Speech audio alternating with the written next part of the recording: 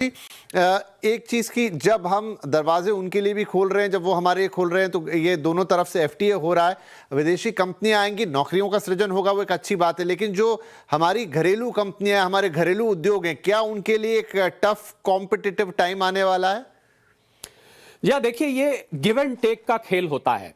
अगर हम अपना सामान वहां पर फ्री में भेज रहे हैं, मैं देसी भाषा का इस्तेमाल कर रहा हूं, बिना टैरिफ के भेज रहे हैं, तो लाजमी बात है वो भी कुछ एक्सपेक्ट करते हैं। अगर आज यूरोप ने डील करी है, अमेरिका ने डील करी है, तो वो उम्मीद करता है। अभी हमने $500 बिलियन की बात करी, उन्होंने क्यों $500 बिलियन कहा कि हम भी अपना माल भर भर के भेजना चाहते हैं। परंतु इसमें ध्यान रखने वाली बात यह है कि वही माल यहां पर आएगा जो हमको जरूरत होगा। ये जरूरत को मैं इन्वर्टेड कॉमर्स में डाल रहा हूं।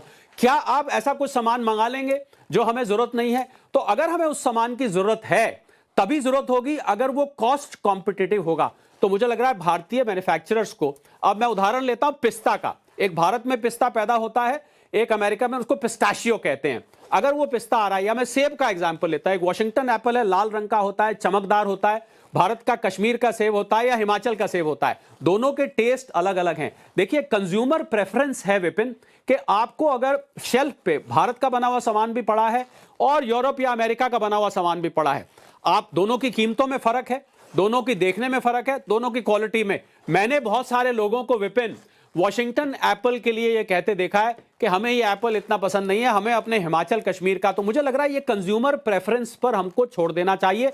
और भारतीय मैन्युफैक्चरर्स को, भारतीय उत्पादकों को, अपने आप को अंग्रेजी में बोलते हैं पुल अप द सॉक्स। आपको अपनी क्वालिटी और अपनी कॉस्ट पर नजर बना के रखनी पड़ेगी, क्योंकि अब आप उससे कॉम्पीट करेंगे। और मैं समझता हूं ये कंपटीशन हेल्दी है। ये लोगों को लगता है कि हमारी इंडस्ट्री को मार देगा, यहीं से शायद आपका सवाल निकल के आएगा कि हमारी इंडस्ट्री को खत्म कर देगा।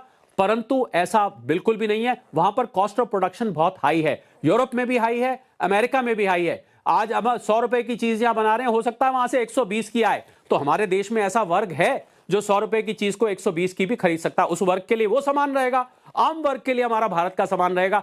मुझे कहीं से नहीं लगता कि भारत के उत्पादकों को, भारत के मैन्युफैक्चरर्स को ये कहीं से कोई नुकसान पहुंचाएगा। कंपटीशन हेल्दी होने वाला है और देखने वाला होने वाला है। तो बहुत अच्छी तरह शरद जी आपने पूरा डील और इसके पूरा पीछे का मैकेनिज्म, क्यों हम कर रहे हैं, उसके फायदे नुकसान क्या हो सकते हैं, किस तरीके से चीज़ें अब यहाँ बदलेगी, क्या ये ग्लोबलाइजेशन पार्ट 2 होगा, एक बड़ा मूवमेंट होगा। लेकिन बैक टू बैक इतनी डील्स, उनके ये मतलब, ये अब शायद सभी दर्शकों को साफ हो गया होगा।